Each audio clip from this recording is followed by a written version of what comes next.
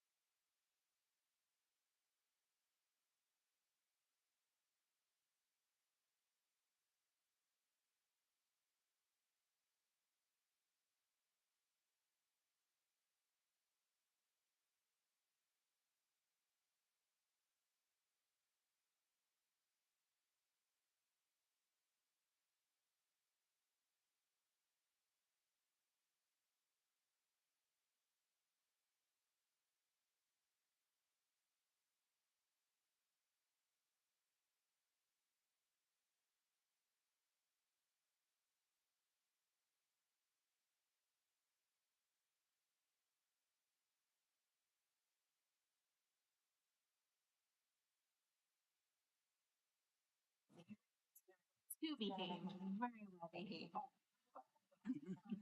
Perfect. Just like at the end of the day.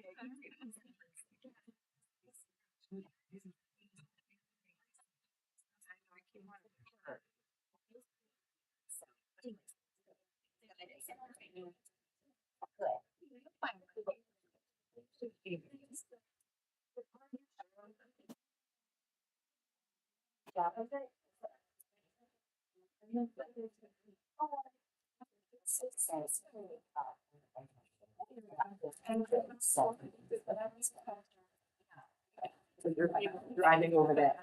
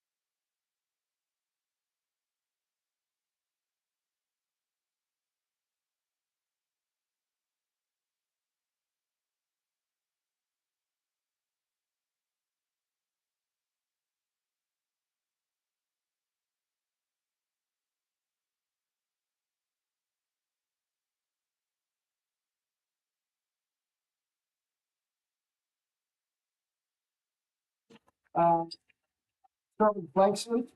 Stand. Ready to begin. States.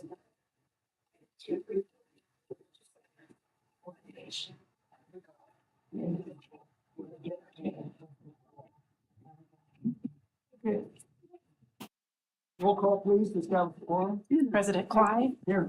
Vice President Matsumoto, Member Burton, On his way. He's on his way. Robles, Member Tapscott Munson. Present. Inspirational reading.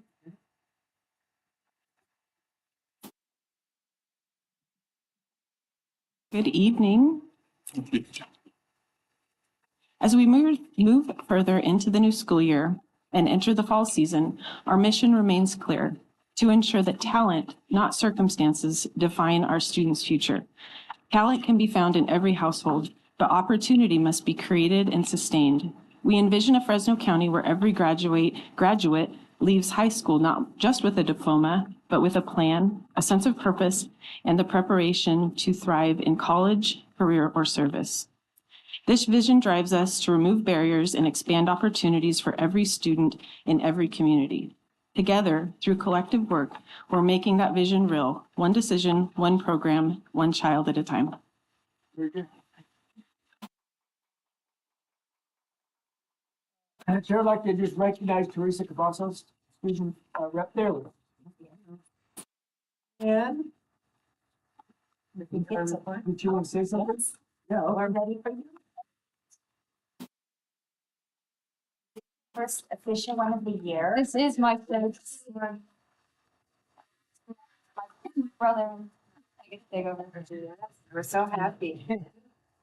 I just want to say good evening, everyone. My name is Tara Cavazos. I am honored to serve as the student representative for the Fresno County Board of Education this year.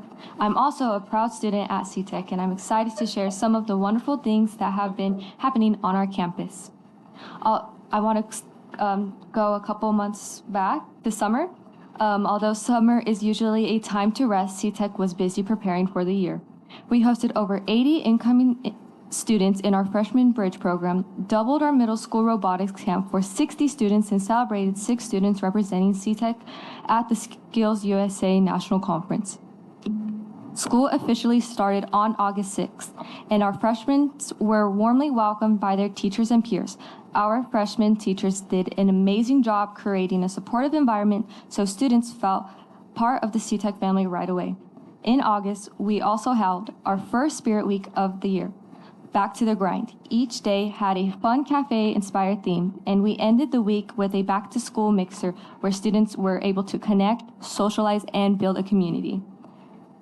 Another highlight was our parent night, where families had the chance to meet staff, explore this year's goal, and learn how they could support their students. Our seniors also had the opportunity to participate in our Industry Connection Luncheon. This event brought student interns and our industry partners together to build connections, learn about their placement, and go over shared expectations and rules. It was a great way for our seniors to start their internships experience on the right foot.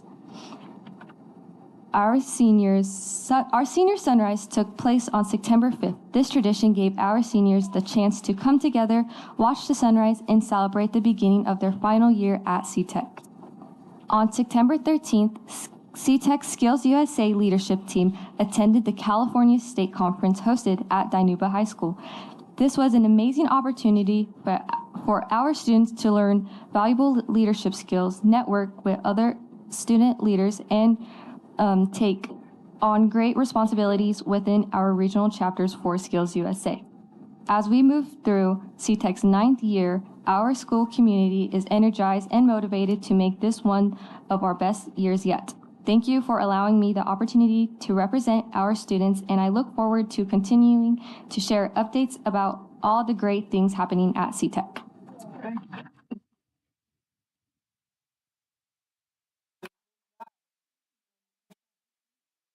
Okay, Chair.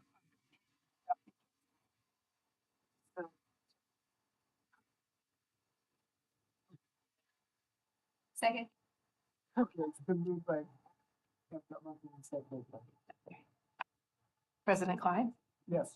Vice President Masumoto, Member Burton, Member Robles, Yes. Member Tapscott-Munson. Yes.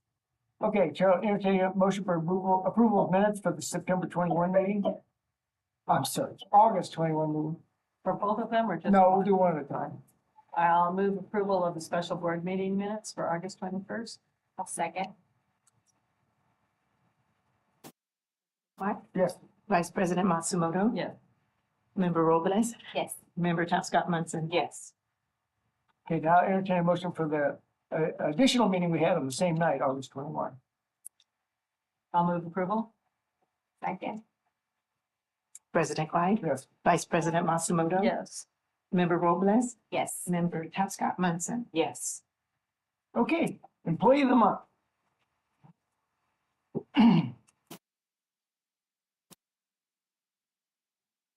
All right, John, spotlight's on you now. Today, we honor John Shravinko, Information Technology Specialist in Information Systems and Technology, as the Employee of the Month for September 2025.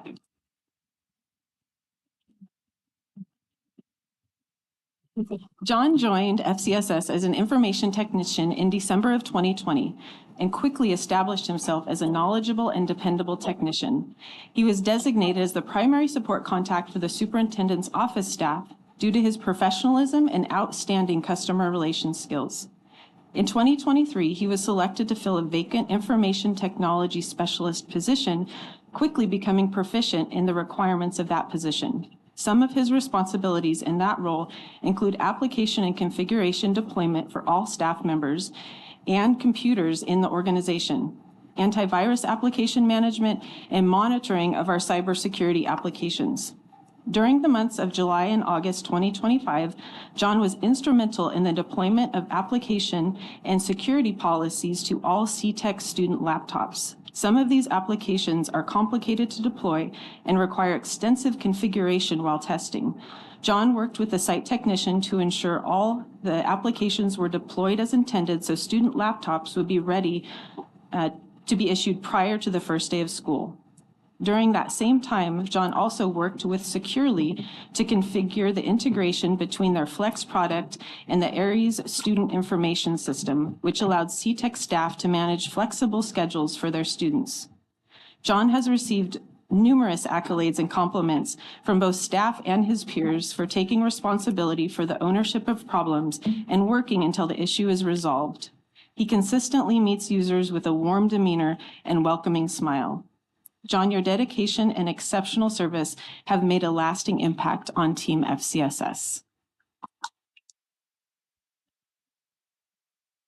John, I think you remember how this goes. I get to say a word or two, then we all congratulate you. Then you have a chance to speak and introduce your beautiful family. So it's my turn to get started. And I first want to say that your team is here.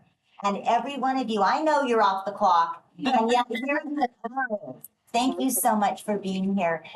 John's recognition is very, very special and individual. But when you represent a team as exceptional as the IS&T team, that's pretty special, isn't it? It makes it a little bit extra. Yeah. So thank you, each and every one of you, for being here tonight. John, your gentle smile and your kindness, I feel like they those two characteristics about you kind of precede you. Like as soon as Teresa says, "I'm calling John," I'm like, "It's going to be okay. It's going to be okay." Because even if it's not okay, he's going to somehow make me feel better about it. And sometimes things are crazy. I personally have had my email and my cell phone kind of compromised this last week alone. And again, you came in, you solved the problem as fast as you possibly could. And we're all in one piece as a result of it. So thank you for all that you do. I would be remiss if I did not really herald your competence.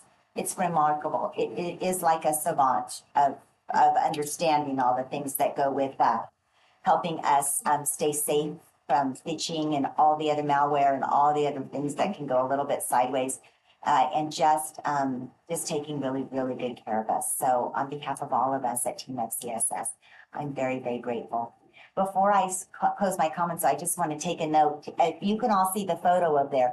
Everybody's smiling except for our humble man in the center. Yes, he's like, "Oh my gosh."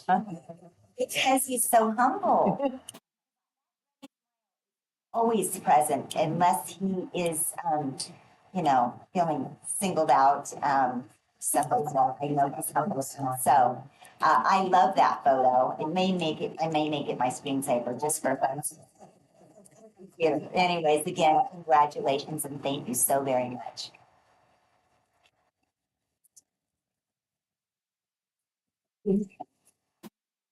Well, first and foremost, I want to apologize to you and the team for not turning on and off my devices first before I called for help. Because somehow it always ends up being the most obvious thing, right? But no, just want to thank you so much for your service and to really reiterate that your job is so important, especially in the times we are in now where, AI is kind of taking over a lot of things and we're trying to navigate through it. We're getting all these new trainings in our jobs to like learn how to deal with AI, how to, look out for these malware issues, phishing emails and all of that. So it's a lot to keep track of, but I know that, your team and you are doing a wonderful job making sure you keep us up to date and keep us safe while using our devices here and at home and whenever. So thank you so much for all your work and shout out to your team as well. So, And I would just ditto what she said. I know that you've helped us here. You and the team have helped. I know I see one of your team members that helps me because, like when something goes down or I don't get it, I don't get it. And it's probably an age and generation thing, but at the same time, the speed at which technology and innovations are changing, it's just, as everybody knows, it's just amazing. And the fact that you and your team can keep up with all of those things and be ahead of all of those things so that you can help all the employees and all the students and all the, all of us, so that we're not totally crippled. We really appreciate that and really value the work that you do and with the graciousness that you bring along with that. So thank you to you and thank you to your whole team.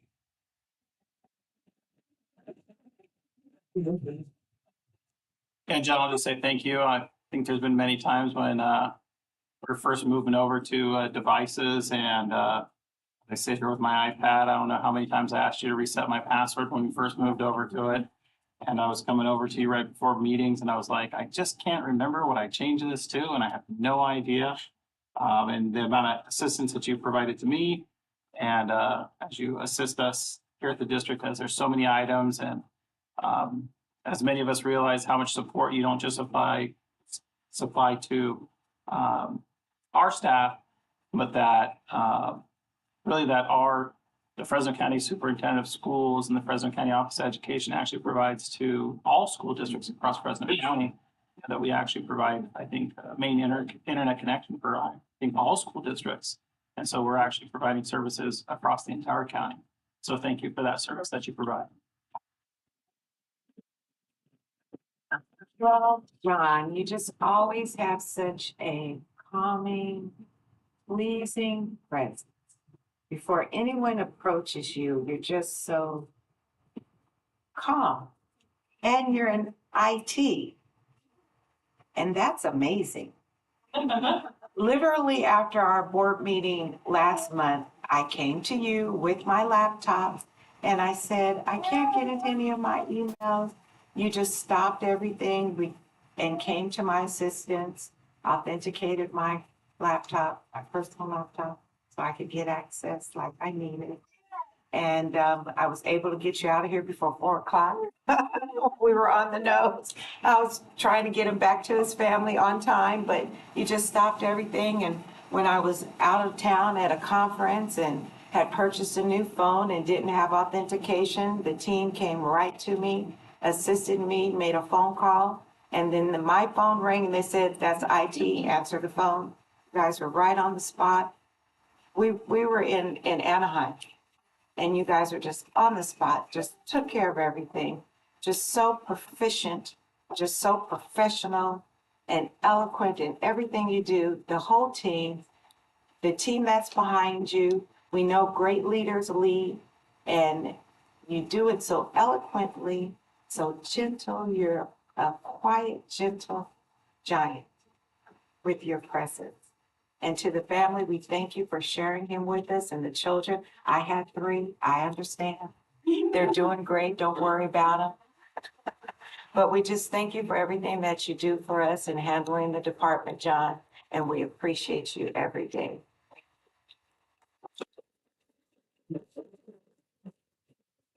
I would like to thank John, but I recognize several faces back there that have helped me from time to time all over that are, I just wanted the folks to know that we're here before this. We have to wade through the newness of it, but John and his team, every time, get you through it, and then you, without them saying it, you self-realize, gosh, that was easy. I should have figured that out. And I just want to thank you for being gentle with us older souls. And that's a professionalism that I really appreciate.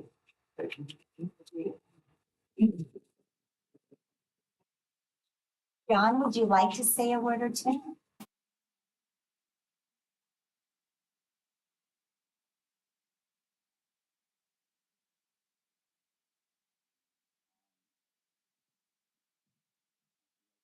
Let them go off script here.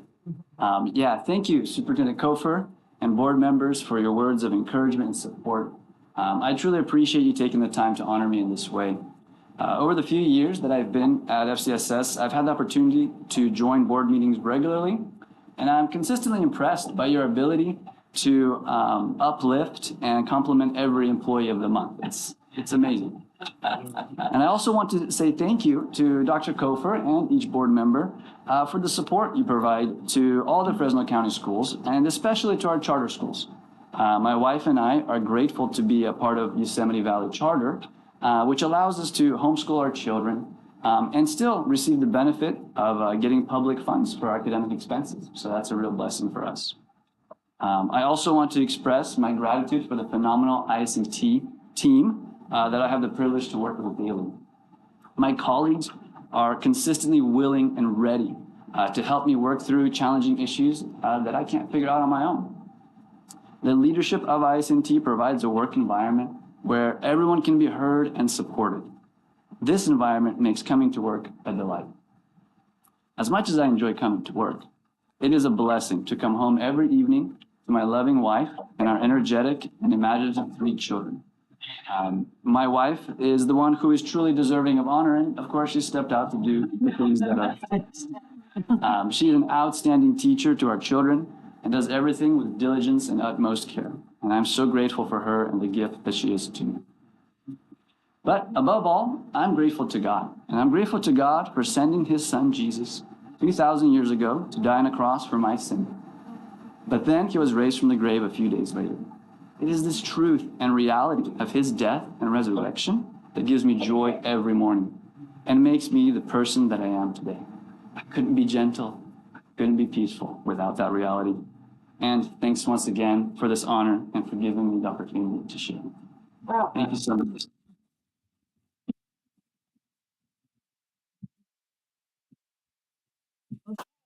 For some photos.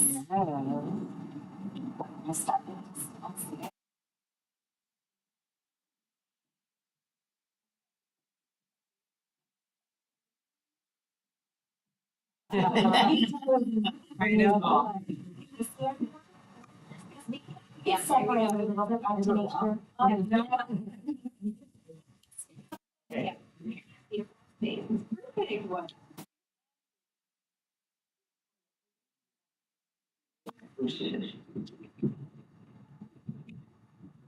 Very nice, very nice.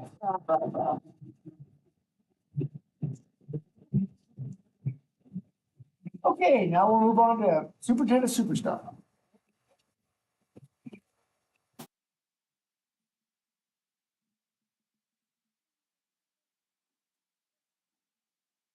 It is our absolute honor to recognize Parker Silva as our September Superintendent Superstar.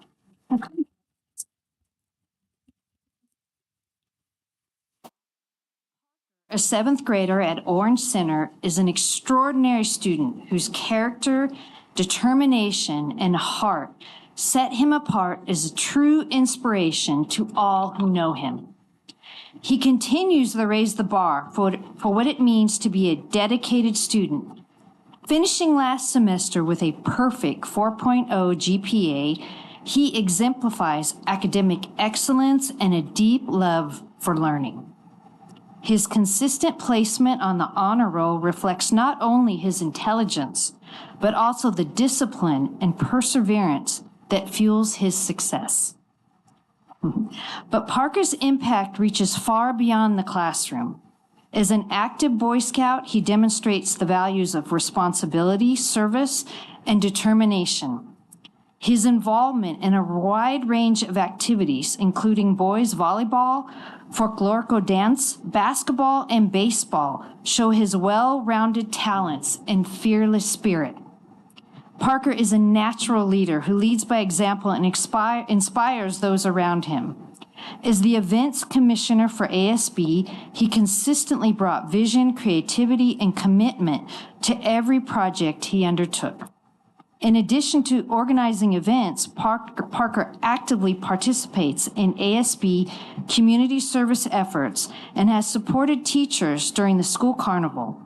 He also collected warm socks and delivered them to the veterans of California, Fresno during his winter break with other ASB officers. What truly sets Parker apart, however, is his integrity, humility, and the uplifting energy he brings into every room. He is more than a student. He is a role model, a change maker, and a reminder of what young people can achieve when they lead with purpose and heart. Congratulations.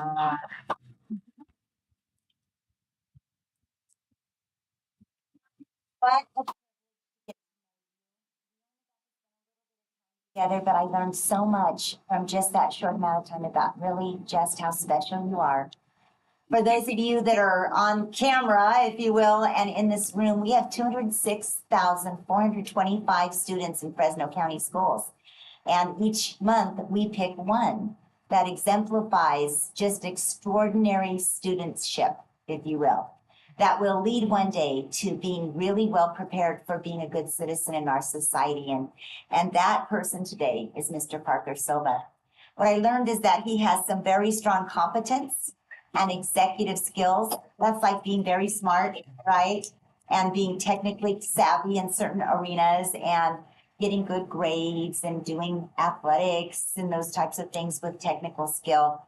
But I also got a little insight into your character and your morality and your willingness to just kind of make it easier for others, make it better for others. And if you were young, I'd say it was a spidey sense, as if it was like Spider-Man, but you're very mature. I can tell you're very mature. So I'm going to call it an insightfulness and a maturation that is far, far beyond your years. And that gives my heart so much hope for So Parker, you are very, very exceptional. I know this because your mom and your dad and your grandmother told me a little bit about you. And it wasn't just because they like you a lot. It was because they had observed that you're not an average or a typical young person. You really do look for ways to add value wherever you are and to help others.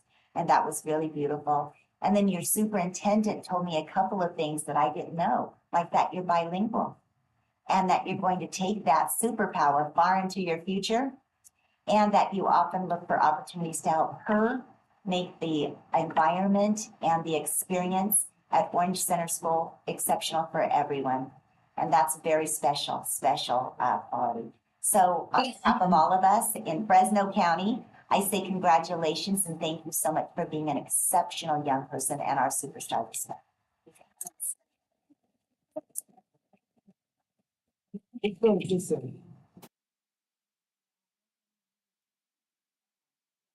Well, Parker, I looked and said Boy Scouts, and I thought about the Scout Oath because I was a Boy Scout, a Scoutmaster too. Spent a lot of time at Chawanakee. I still feel the dust from Chawanakee in my nose every day from the time I spent there as a senior patrol leader and as a scout there, and cherish the times that I had there. It's a great asset that we have there, and I remember the times that I had in Scouts as so much and the things that it taught me in life. Take those with you for forever, and those things that it brings to you. Besides learning to put sticks in fire. But thank you for your help in your community. I think that thinking about collecting warm socks and delivering them to the Calvets homes, and what that brings to people is people don't realize what an asset that is. It reminds me of many other projects that brings to people. American Ambulance does something very similar where they collect warm socks for homeless people. That just how many people in our community don't have a pair of warm socks to wear. Congratulations on that effort and being involved in your community.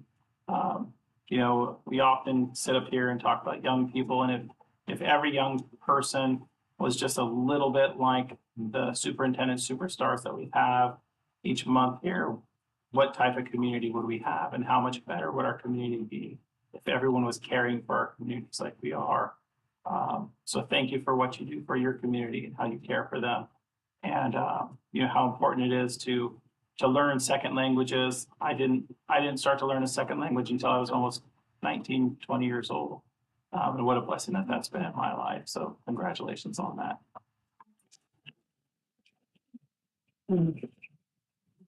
Parker, we're just so delighted to have you in chambers with us today. We're honored, actually, because you are such a stellar young man. And to play off of being a Boy Scout, I am a Girl Scout, and I continue to serve on the Girl Scout Executive Board along with my deputy, and she has her green on today. So the things and the ideals of integrity that are taught to us, that word is huge, and it was mentioned in your bio. And that, if you just hold on to the integrity that I see that you have within you, just the way your presence is, how confidently you're sitting between your parents, and everything that they've poured into you, the sacrifices they've made for you to be who you are in this moment in time, all the things that you've accomplished, 4.0, you're in 7th grade, you're a leader already in your community, and you're doing it with grace, with style, with presence, with confidence, and you're still just chill. I see it. You're stellar. What a wonderful young man you are. I just can't wait to see what you're going to do next. What's next for you? Just continue to reach for the stars, and you can accomplish anything, anything. And to the parents, congratulations to you for raising such a wonderful and caring young man, to see the need in his community and to be able to give back. It's just such a wonderful spirit to have. Thank you.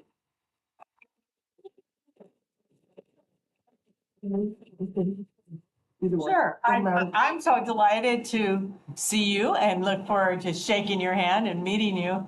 The thing that struck me, there's two things that struck me. One is you're not only a student leader and a great student and an athlete, but you're on the folklorico dance team. And that tells me you're a really well-rounded individual, and you're willing to do something that's not always supported by all the other males in your circle, probably. But I think that is outstanding. And I was watching your mom, and I was crying along with her because she is so proud of you, as is your father, and your superintendent, Hirschfield, who's here. I know that she runs a beautiful school in a beautiful district, and in those small districts, they don't have a ton of different resources. So it takes everybody to step up and be supportive and be leaders. And man, did they find the right person. And I'm so proud of you and grateful that you're here with us today. And I look forward to seeing what comes next. Congratulations.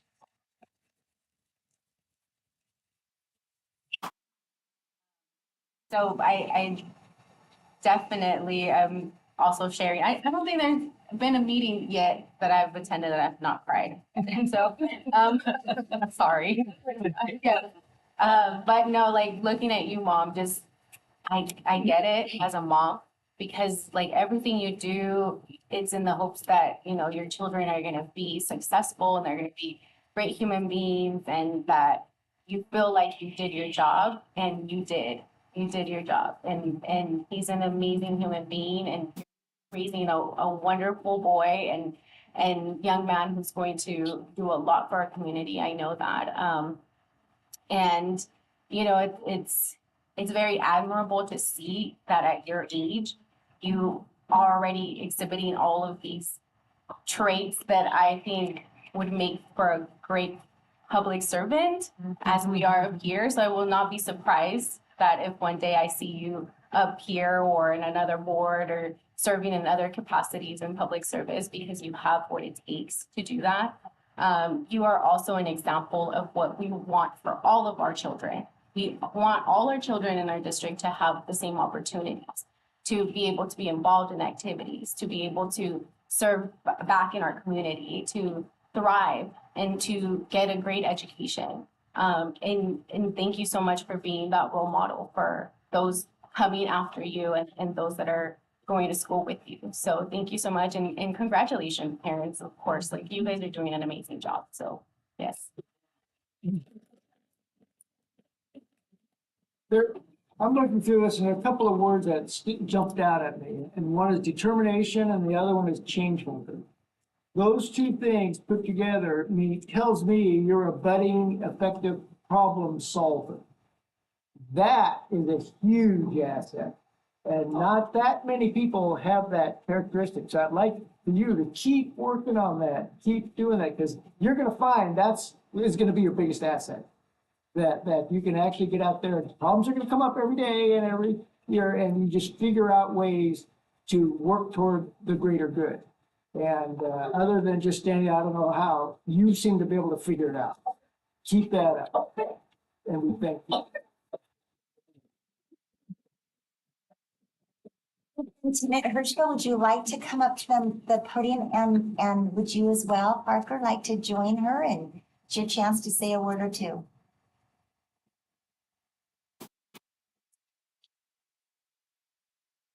Well, I keep on teasing Parker and saying that he's not allowed to grow anymore because he's taller than me now. I just, feel really blessed to be able to have Parker join us at Orange Center. Like I said earlier, we're blessed because he chooses us. He chooses to come to Orange Center, and we love him at Orange Center. We love the family, and we love that he has the opportunity to take advantage of all the opportunities that we put forward towards him, and he takes those opportunities and he tries everything. He tries folklorico, he's in dual immersion, ASB. He's just fearless. Sometimes he's nervous, and Mom will say, like, I can't go to this because Parker's gonna get nervous, and I'll say, it's okay, Mom. I'll do a video or I'll send you a picture. So Mom gets to watch from afar, but we just partner with each other really well, and it takes a village. So Mom and I really work hard to make sure that Parker feels safe at school and that he can flourish as well as sister. But we're excited to have Parker just grow and just feel so comfortable at Orange Center. And we're just happy to have him. And I just look forward to see what he does in the future. He's going to do great things.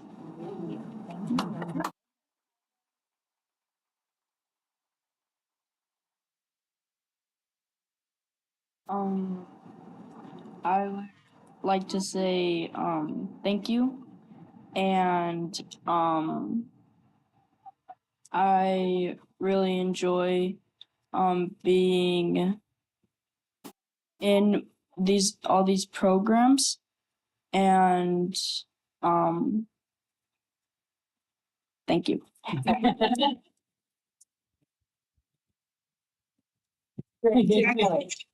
Take a picture. And then I don't know if you saw Channel 26. Thank you for being here. We appreciate so much that you want the whole community to know about this wonderful person. And for those of you that are in the audience, this is a check for $500 for Anna Parker. Yes.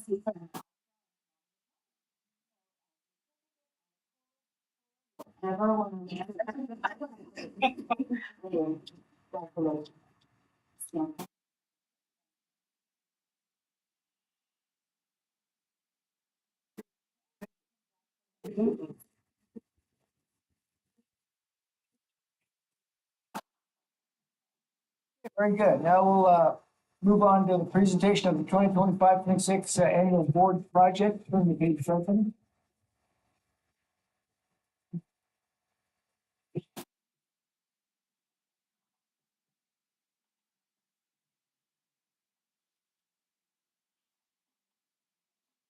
Good afternoon. I know there's a long agenda, so I decided to keep it short. I'm Waluchi Onyeja. I'm the Executive Director for Turn the Page Fresno. And I just want to say it has been such an honor to stand here today on behalf of this organization. And I want to begin by expressing my deepest gratitude to the board of this, to the board for believing in our mission and more importantly, in the potential of the students that we're serving. I'd especially like to thank Ms. Tapscott Munson, who took the time and care to submit our project to the board. Your belief in what we're building means more than you know. And of course, a sincere thank you to Ms. Boleyn, who so gracefully handled the many moving parts, the back and forth, the documents, and all the organizing. You both played essential roles in making today possible. When we first launched Turn the Page Fresno, we weren't just reacting to literacy statistics, but we also knew the solution couldn't just be academic. We needed a cultural shift. Our goal is not just to teach kids how to read, but to help them fall in love with reading, to see it as something empowering, something that reflects them, and something they can carry with them for the rest of their lives.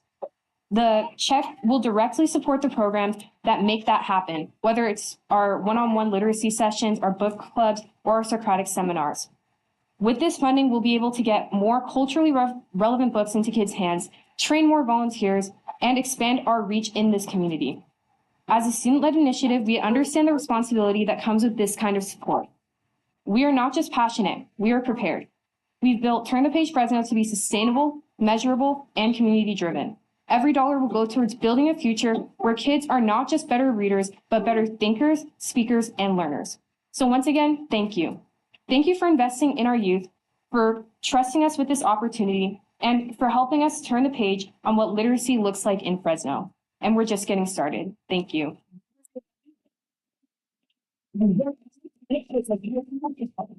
Are you a senior at University High? Junior. Awesome. At Parker, this is an example of someone who get things done and solve problems.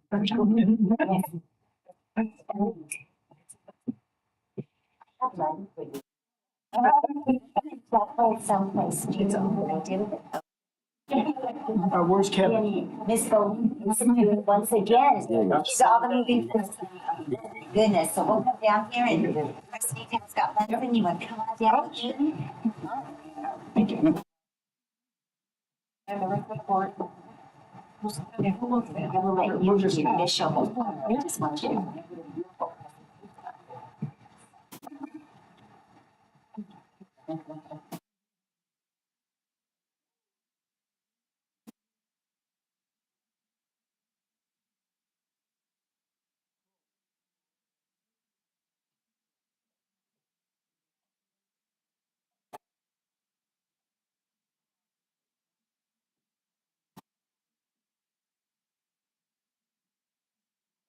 So we'll adjourn for a 10-minute recess, start again at 5:20.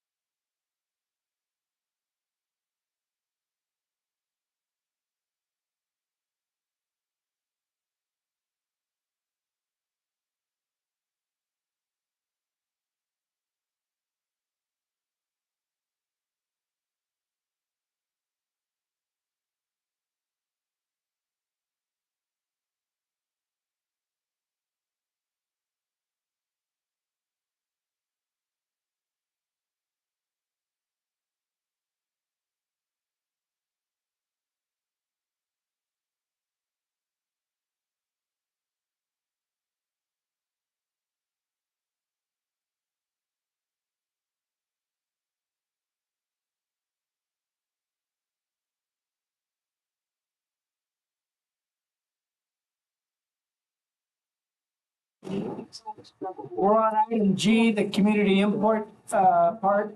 Public is general. The public may address the board pursuant to established procedures. No action shall be taken pursuant to California Code Section 5495443. Individual speakers shall be allowed 3 minutes to address the County Board of Education as per bylaw 9323, which has nothing to do with your agenda. And we have not gotten any requests to speak. We legally have. Okay, now we'll get on to H, the public hearing part.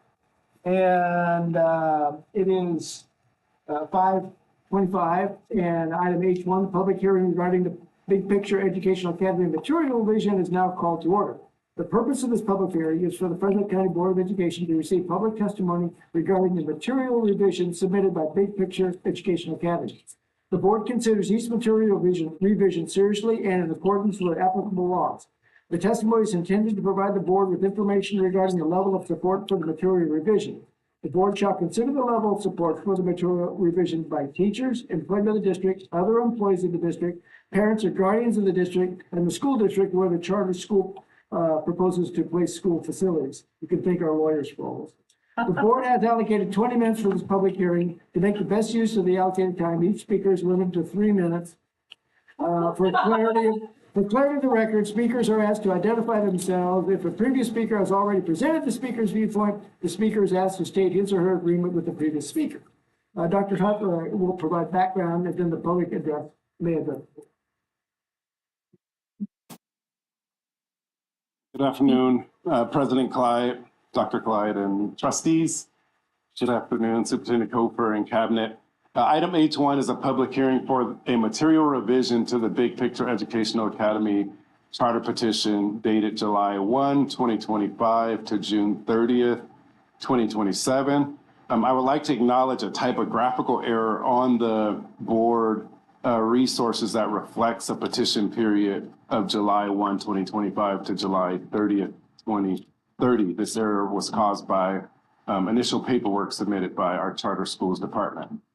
The material revision submitted by Superintendent and Executive Director Diana Gonzalez was delivered to the Charter Schools Department on August 22nd, 2025.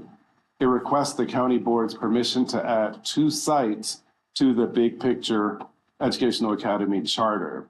Additional sites include an administrative office at 2115 Kern Street, just down the street here, and an additional adult high school site at 2841 Tulare Street, just up on Tulare and like Q, I think it is, both in downtown Fresno.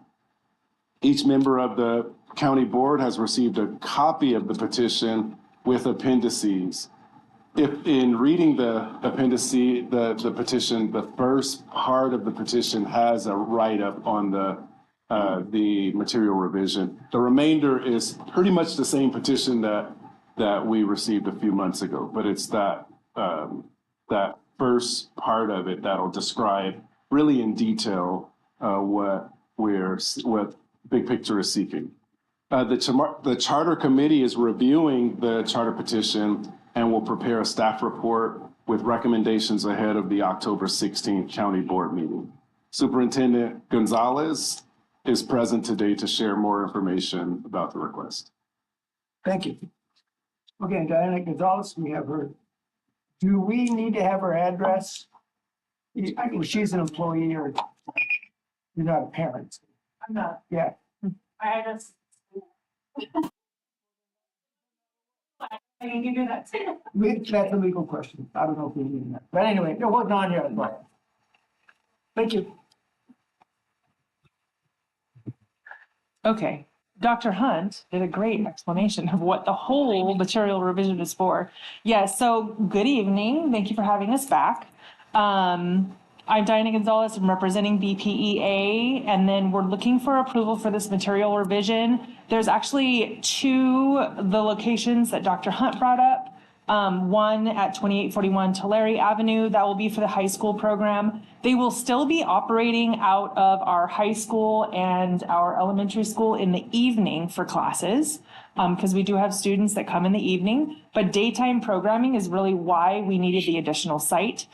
We want to open that and increase that because the space constraints that are on the high school campus and the elementary school campus, we're limited on what we can use, mainly because of the safety risks, making sure that we're not commingling our adults and our minors.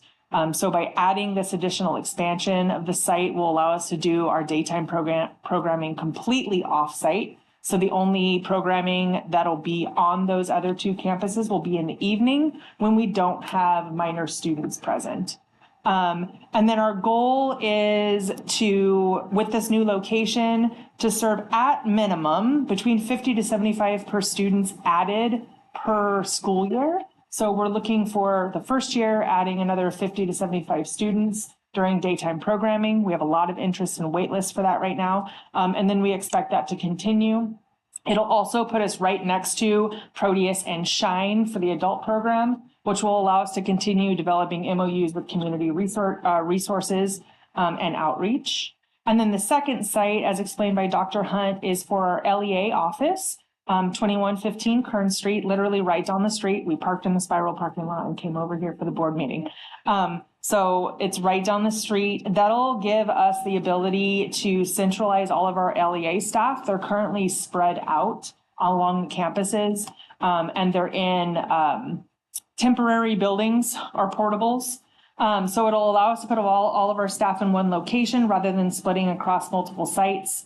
That will give us the ability to meet critical goals that we have determined are extremely important for us to move forward, such as freeing up space on the campuses so that we're not taking up office spaces. It'll allow those programs to do more with those spaces so that we're not in there just taking up space with an office. It also allows us to have continuity with what we're doing with the LEA. We'll all be in one space, kind of like how FCSS is housed, so that we can have meetings and discuss all of those issues as they come up and planning. It'll also do a lot of things like shipping, for example. I'm almost done, I promise.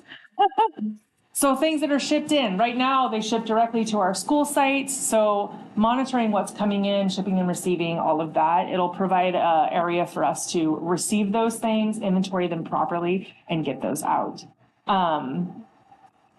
Financially, we are very well positioned for this expansion. It'll generate substantial returns through increased enrollment capacity. We project a net budget benefit of just over $400,000 for year one. And then we're looking at growth to just over $550,000 for year two. And then it won't interrupt any of our current programming because we're just adding a site rather than. The third request was just a minor adjustment in the Element K retirement systems.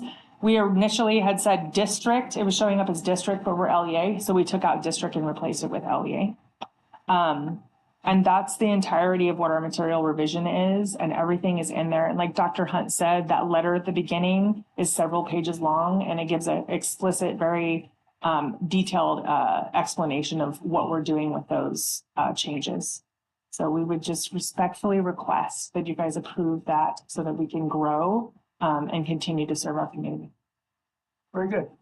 We don't deliberate on public hearings, as you know, but you can ask questions. Mm-hmm. Did you have a question? Oh, no, they were all answered. Oh, okay. How many, so your adults that are at night, how many are there? So our adult high school right now has just shy of 200 students enrolled. About half of them love coming at night, and about half of them would prefer coming in the daytime.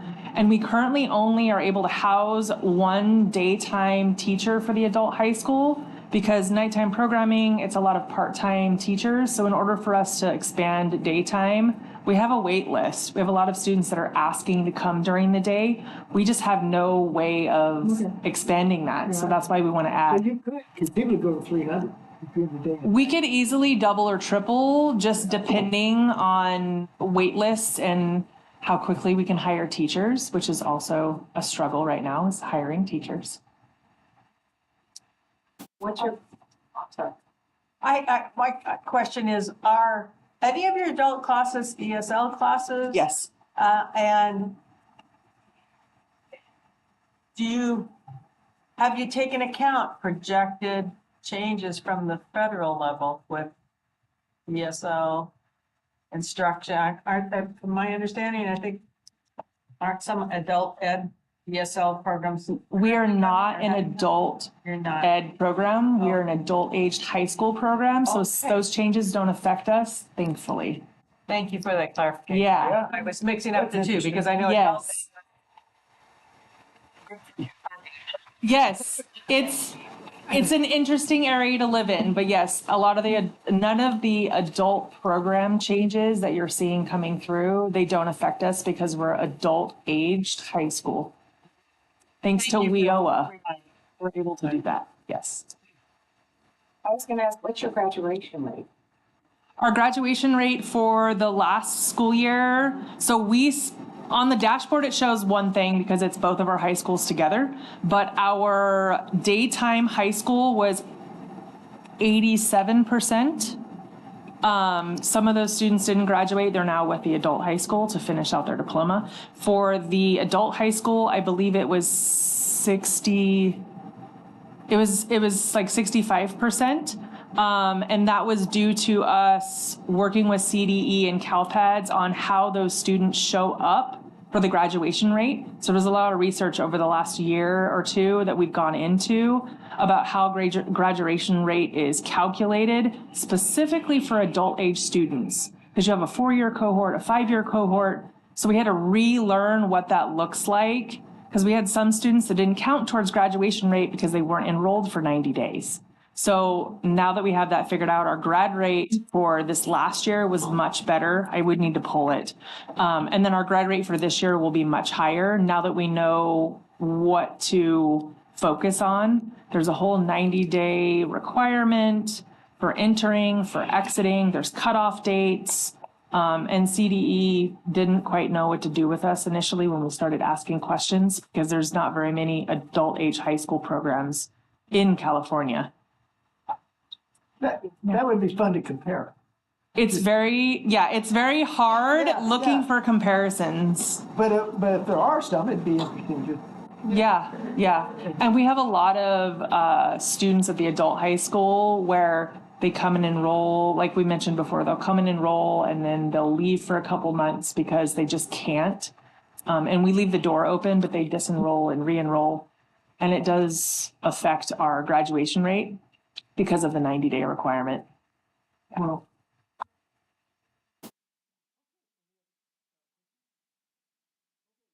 now 5:37, and we'll close the public hearing. Thank you. Okay, now we're going to move on to another public hearing.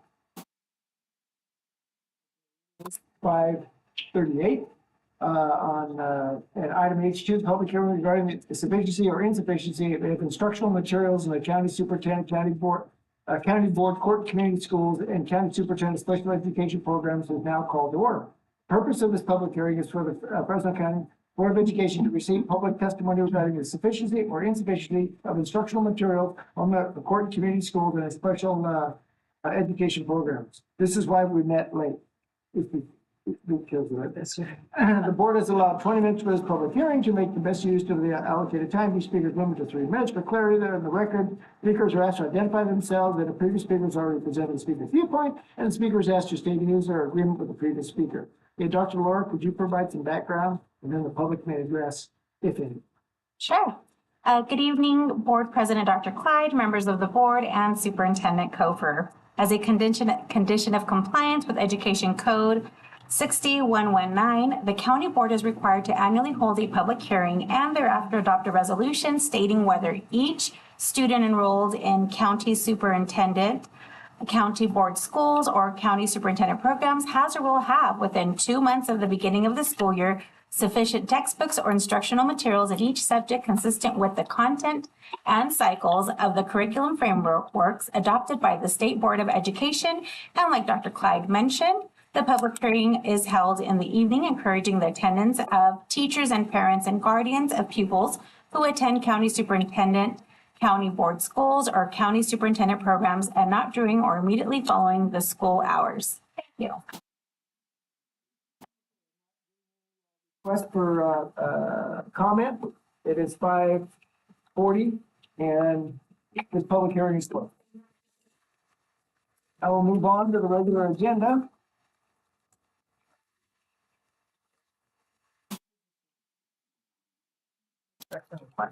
Oh, did I miss one?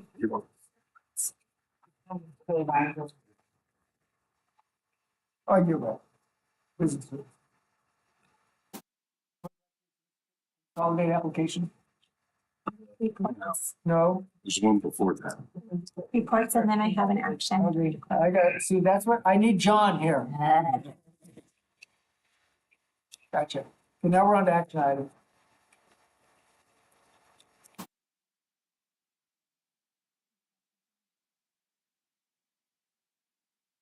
Okay, action item number 2025-30, regarding the significant insufficient material. Is that what we have to do, an action item on that? Yeah, we do. First, you have reports and information, Dr. Clyde. No reports, but I think you still have to. Okay, we're on to action item, correct? Correct. Yes. Okay. On the, yeah, on your motion, Dr. Okay. Your proposal, so. Entertain a motion, if you want to discuss it. Should Go I ahead. present first, Dr. Clyde? So as a condition of compliance with Education Code 60119, the county board is required, after holding a public hearing, to adopt a resolution stating whether each pupil enrolled in county superintendent programs, superintendent, county board, schools, has or will have 2 months of the beginning of the school year, sufficient textbooks or instructional materials in each subject consistent with the content and cycles of the curriculum frameworks adopted by the State Board of Education. The board action must be taken before the 8th week of school at a time that will encourage the attendance right now in the evening of those who wish to attend and share any information, and not during or immediately following the school hours. Thank you. Carol, entertain a motion. I'll move approval to adopt resolution 2025-33. Second. President Klein? Yes. Vice President Masimoto? Yes. Member Burton? Yes. Member Robles? Yes. Member Tapscott Munson? Yes. And I want to thank our backup IT person here on the board to get this font bigger. Okay, business services. Good evening, President Clyde. Thank you, and board members. I'm here tonight seeking approval of the 2025-2026 Fresno County Superintendent of Schools consolidated application for funding. The consolidated application for funding is required in order to receive funding for Title I Part A, Title I Part D, Title II Part A, Title III Part A, Title IV Part A. The certification of assurances and application for funding are presented to the board and inform them of the specific category of funds the LA is eligible in applying to receive. And I have some information. The amount of funding that is behind these dollars is around 2.4 million. The majority of that is in Title I, 2.3 million, and that's split between our court schools and our special education departments. Basically, this is just an application that consolidates instead of having to do all these separate approvals. That is correct. That makes sense.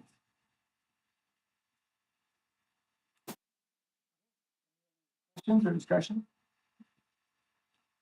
I'd like to move approval of the consolidated application. Oh, second? Yeah, is this the first time they've done this? Nope. No, No, sir. This way, a long time. Yes. All right. Roll call? President Klein? Yes. Vice President Masimoto? Yes. Member Burton? Yes. Member Robles? Yes. Member Tapscott Munson? Yes. Thank you.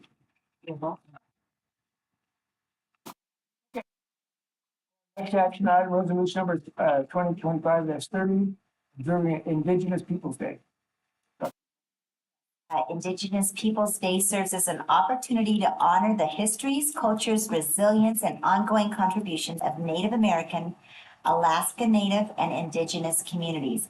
Recognizing this day affirms our dedication to fostering respect, understanding, and meaningful relationships with Indigenous students, families, and communities. The administration recommends the board join the county superintendent of schools to approve this action item. So. Second. Been moved and seconded. Roll call, please. President Klein? Yes. Vice President Masumoto? Yes. Member Burton? Yes. Member Robles? Yes. Member Tapscott Munson? Yes.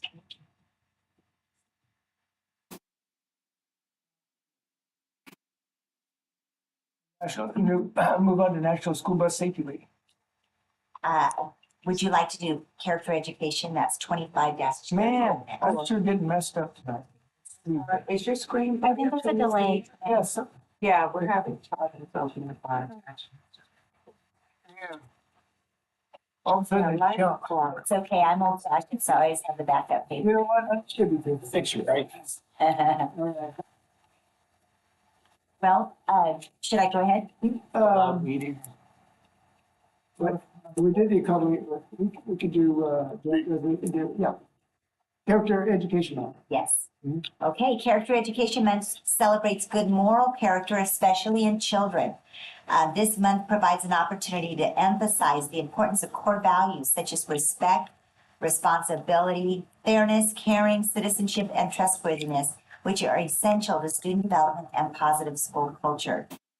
The administration recommends the board join the county superintendents to approve this action item as well. Discussion? Anything in motion? So moved. I'll second. Move to second, roll call, please. President Klein? Yes. Vice President Masumoto? Yes. Member Burton? Yes. Member Robles? Yes. Member Tapscott Munson? Yes. 5, National School Bus Safety Week. It's not lost on me that the first employee of a school that a student sees often is that bus driver that pulls open that fancy door and smiles at them. So it's a good opportunity for us to celebrate National School Bus Safety Week and honor them as well. This is observed annually during the third full week of October, and it serves as an important reminder to educate our students, staff, parents, and the community about school bus safety, how much we value those bus drivers, and the shared responsibility of keeping schools, zones, and bus routes safe. The administration recommends the board join the county superintendent of schools to approve this National School Bus Safety Week action item as well.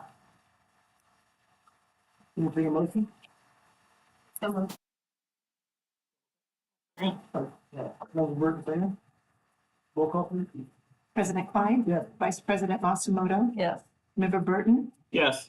Member Robles? Yes. Member Tapscott Munson? Yes. Okay, there are no closed session items for trustee activities, travel requests by the board members.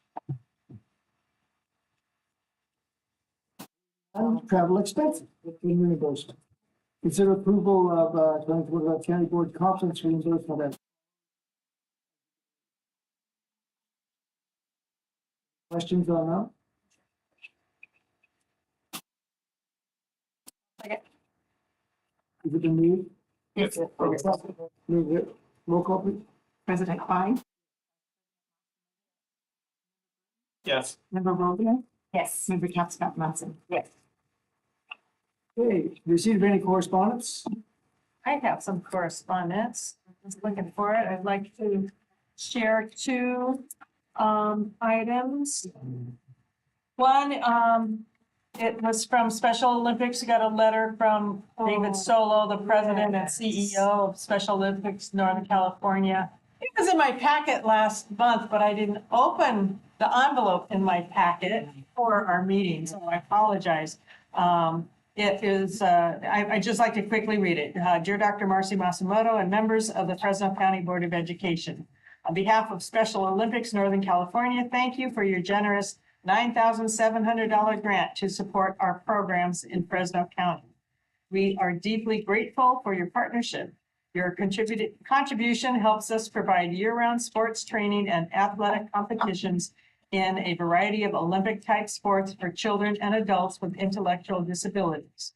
Through these programs, athletes have the opportunity to improve physical fitness, demonstrate courage, experience joy, and build meaningful connections with their families, peers, and the broader community. Your support makes you a true champion of our mission, advancing sports, health, education, and leadership opportunities for the athletes we serve. Together, we can continue to expand access, increase engagement, and touch the lives of children and adults with intellectual disabilities in our schools and communities. On behalf of our athletes, thank you for your commitment and generosity. Together, we are making a positive and lasting difference. Sincerely, David Solo, President and CEO. Well, so that is really to all of us and not just, I don't know if, since I read it, you don't really need a copy of it. And then the other communication was a very brief communication following our, what did I just do with it? Following our, the event at Cornerstone Community Care. Here, got it here. Here it is. Dr. Kofer was present. They had a press conference. It was a lovely event. And our Layton School District representatives were there, and they're really delighted to be a part of it. So I just wanted to share that Mr. Rivera sent a link to Good Morning, wanted to share this news clip that you both, meaning Dr. Kofer and myself, are prominently featured in. Dr. Kofer, definitely much more than me. I'm just in the background. And there's a link should any of you want to look at the video that was posted. It was a press conference. Thank you for all you do. So any of you want to see the link, you can take a picture of it. I'll pass it along. You saw it? So we can, anybody else want to see the link? Let me just pass it along. And then the last, I did have a communication. It was another one of those misdirected communications from a parent with a concern at their school. And forwarded to the appropriate people. Thank you. And maybe you all got it too, I don't know. Gotcha. Thank you. Okay, comments by board members. Oh, I have forwarded on to you guys also on the student board representative trainings. ACCBE will be doing a training that for board members and for student board members on engaging student board members on October 4th. It's 10 a.m. to 11:30. We can attend that, or the student board members can attend that. If we can forward that to our student board member, I don't know what her email address is. I'll make sure you get it. So she can I wanted to make sure she was qualified because she's not voting, but the group said. Yeah, and so we'd love to have her attend that, see kind of how that is. Kind of it'll be more how to be a voice, maybe to attend more of our meeting, be a voice and provide more input to us for that. And I think I also received an email that I forwarded on Superintendent Cofer from a parent. I think a lot of us probably have received. Maybe it's the same one.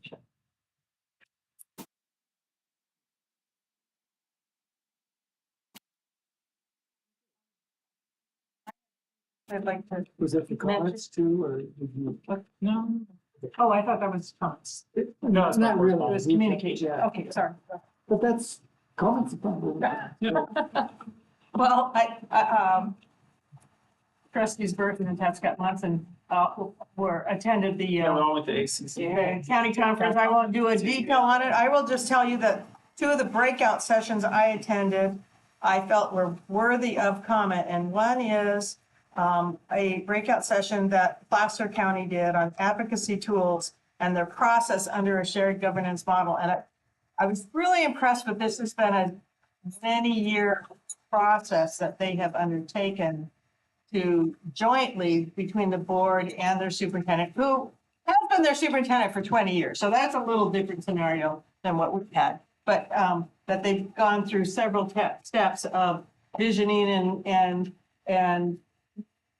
goal setting and strategic planning. And they've gotten to the point where they're actually working together on identifying legislative issues that both the board and the superintendent are concerned about and working together to identify which legislative issues they wanted to move on. And I just thought, how sophisticated, oh my gosh. I was just really impressed with that. So I just thought I would mention that. And the other session I went to was kind of a fun session. Santa Clara County did it on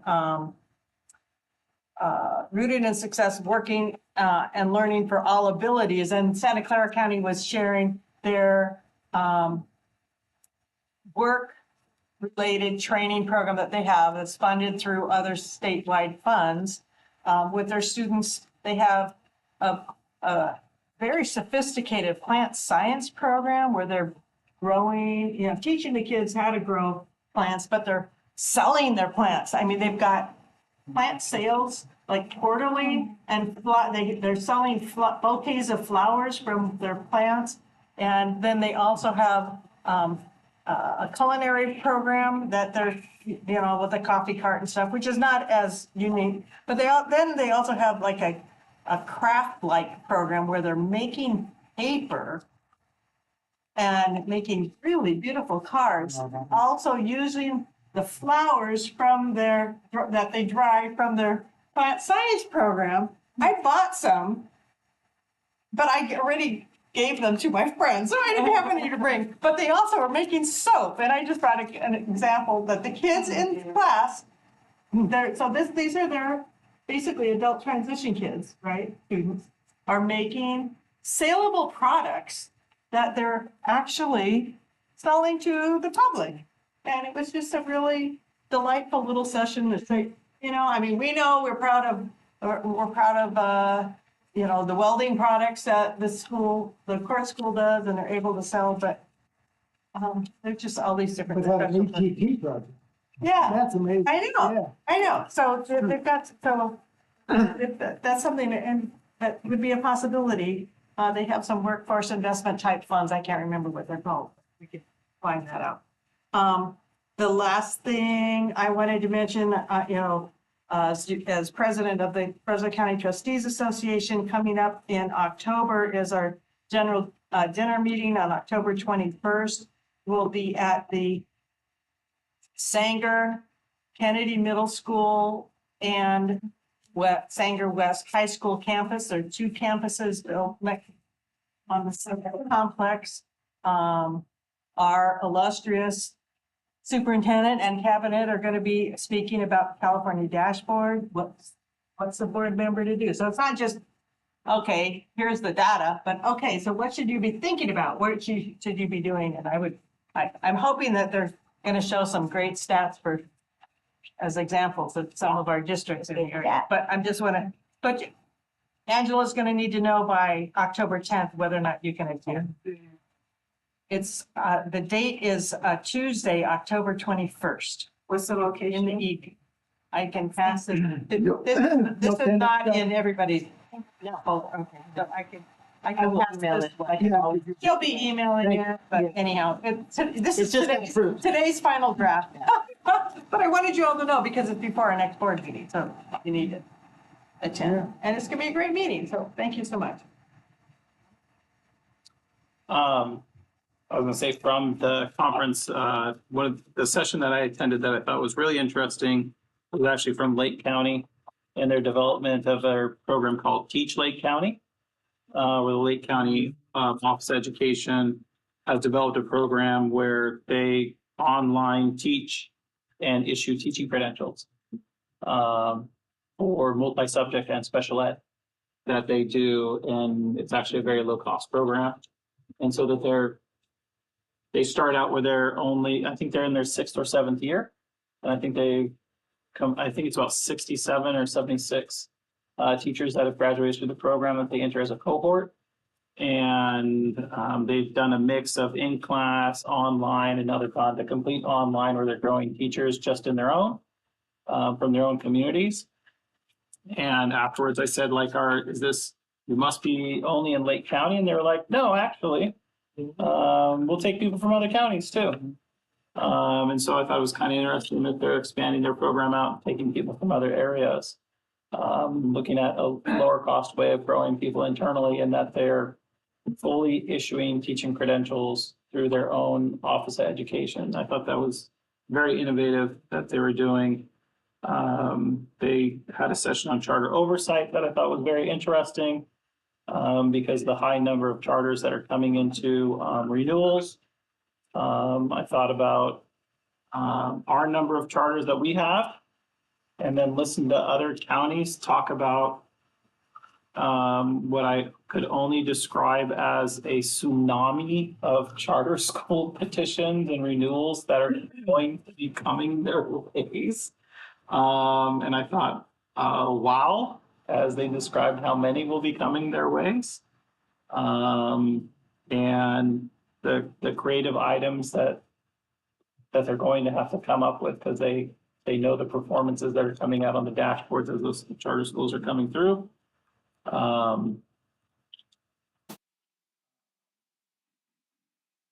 And the very last day was a very interesting, the two sessions, there weren't a lot of sessions, but the sessions were all focused very much on the students who are in, not just that are in the court schools, who are in the actual, I'm going to call them the facility schools, who are in our juvenile halls, and connecting with those students and some of the things that they've done there. I thought it was interesting to listen to the one administrator talk about that they had actually gone into the school, and they had repainted the interior of all the classrooms and all the areas, so that the school is not it's not white, or it's not an accent color, but they basically muraled the entire inside of the school. So all the classrooms are different murals of, like, it's Yosemite or it's Kings Canyon, and it's different murals across all the different areas of the school. So it's like an outdoor setting. It's different settings, and changing the mindset of the interior of the school, that it's not a white institutionalized setting on the interior of the school anymore. And just changing that outlook for students. So just little different things like that. And they titled it like preparing students for life after incarceration. And so just them talking about how are they making those connections with students by just changing the environment that's on the inside of those facilities that they're in for so many hours a day. Thank you. Well, Brian and I ended up in a lot of the same workshops together. We were in the Lake County workshop together, which was really amazing. We also did the cybersecurity course, but the emotional status is what a lot of the verbiage was about, our current state of our students. And growing your own, building rural teachers with the TLC pipelines, which Lake County has created. And they are sharing it with the rural territories, which I thought was fantastic. Then also we were in the strengthening Butte County board leadership and charter oversight, as Brian said. But I learned some new verbiage, MAP, measure of academic. And I thought you'd be impressed with that. Yeah, I learned a new verbiage, MAP. Measure of performance, local assessment scores, besides the dashboard and academic and student engagement.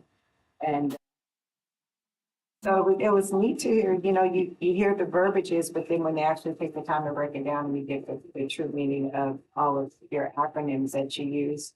And social and emotional wellness was a high point.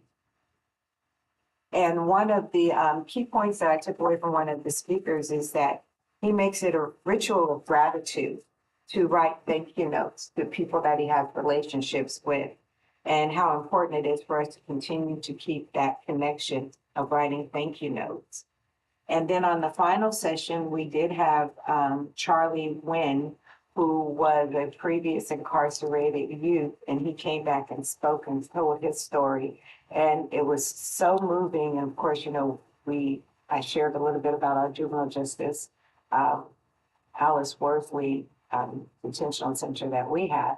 And he was so moving. I said, you'll have to come and speak to our young men at our graduation one of these years if you're available. But one of the things he said is lived experiences. What's wrong with you is what most people will ask. But he said, instead ask, what happened to you? And so no one is unworthy of redemption. So it was really, really moving. And this young man came forward with this story and shared it with us. And we were able to share a little bit. My partner right here, when I stood up, he stood up just for backup in the room just to be there with me, which I appreciate. I always remember, Burton, that you're always by my side, even in a crowded room and across the room. So it was a really good conference. We also had Mr. Gardner there from The Pursuit of Happiness with his book, and Chris Gardner. And so it was really nice. He was there with his IA program. And AI, I always mix it up, artificial intelligence, AI program. And it was very impressive. He's developed a training program where students can get hands-on skills using the AI program, where you just put the device on. And I had a little phobia, so I had to watch someone do it first because I'm always leery of what might jump out and startle you. But they put it on, and when it was my turn, I put it on, and I actually did construction. So I put the hard hat on and was able to pick up the wood and put the wood in place and take the saw and cut the wood and put it on the structure and take the nail. And so it's teaching hands-on skill sets in a virtual environment. It was very impressive.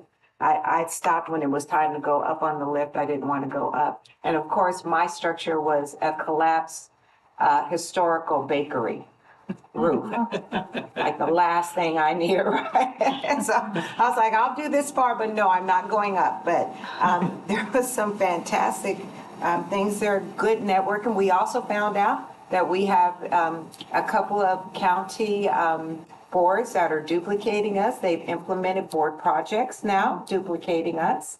So that was good to hear. They've asked for raises, which is nice to hear also. One board had not had a raise before. They were kind of told they couldn't, and can we? And they investigated, went forward and got a 5% raise. So good for them. But yes, we're moving forward and we're leading the way with excellence as we always do. Thank you.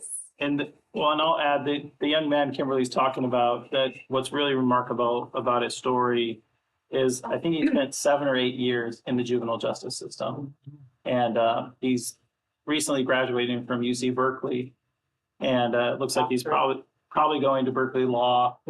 And during the middle of our conference, there's Stanford across the room going, here we are, Stanford's over here, come our way. And he's talking about the internships that he's applying for. And during the middle of our meeting, of course, there's the director of CSBA going, if your internship for law doesn't work out, we have a law department, and I'm offering you an internship right now. He's an impressive young man who, if every individual took advantage of everything that he eventually did within his time and saw the people who cared about him while he was in the youth juvenile justice system, and used it the way that he did after, he talked about, that day when it all clicked in him of everyone being there to support him and how he could use this opportunity and how he did, and what that opportunity has turned into for him. And you literally saw during the meeting, there's even more people tying him into more opportunities. Yeah, it was amazing.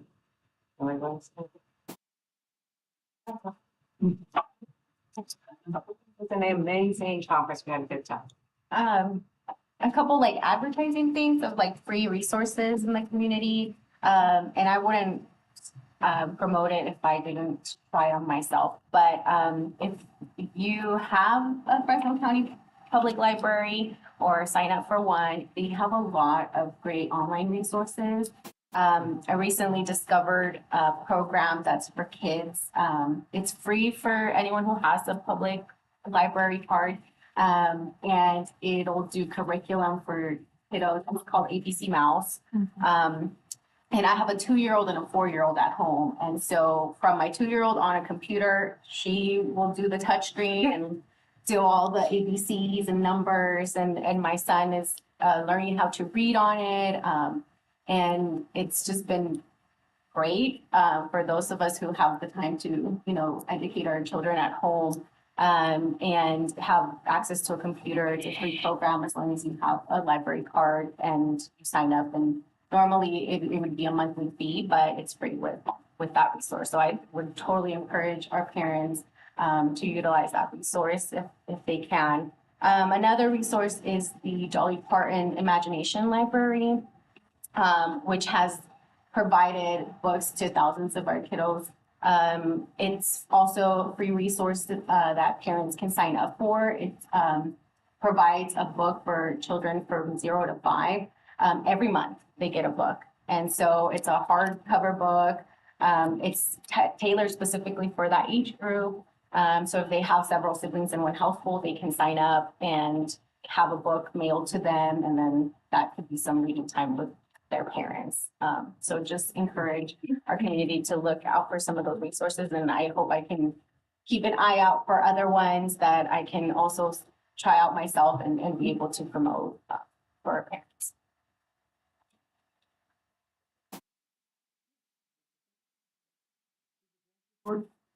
Well, I always ask district superintendents if I can come visit in the first half of the new school year. And I think I have been able to go out and visit school districts at least 7 or 8 in this last week. It's been a lot of time in my car, all the way up to Big Creek, which I'm excited to tell you, this fire smog, hazy stuff is settling away. And it was literally majestic up there yesterday, and tomorrow Layton, and today Central and Kingsburg. So it's been a really wonderful. And 3 years into my tenure, we're having conversations that are much more than how you doing. They're more like, how are things, going with improving and what did you figure out for math? And can we share it with your peers?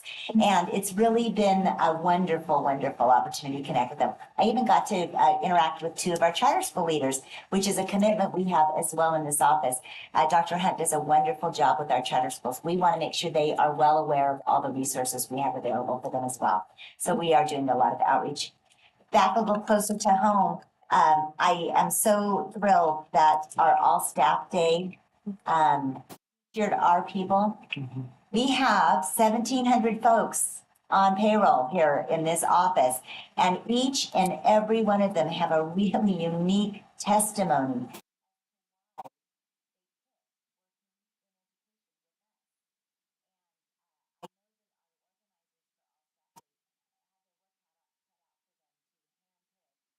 Develop the ability of our 6 individuals to give their story, but Kayla, Gerardo, Martha, Greg, Mandeep, and Letitia blew us away.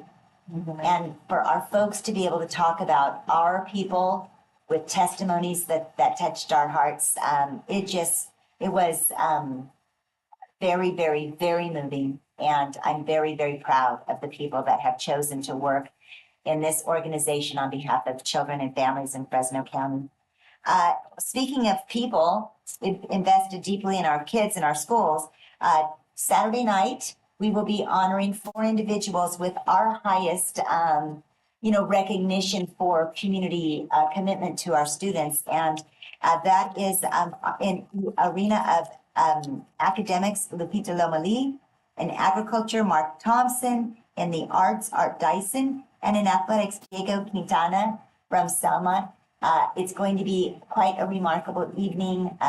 We'll be celebrating them on stage in the OAB, and then we'll be under the stars and hearing their acceptance speeches. And we have sold out every year for the last 3 or 4 years.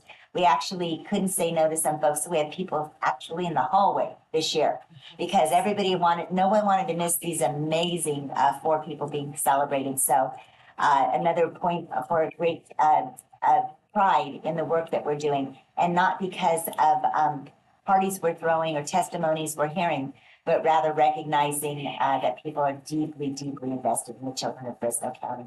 And it's really a privilege to be able to harness that energy and that commitment.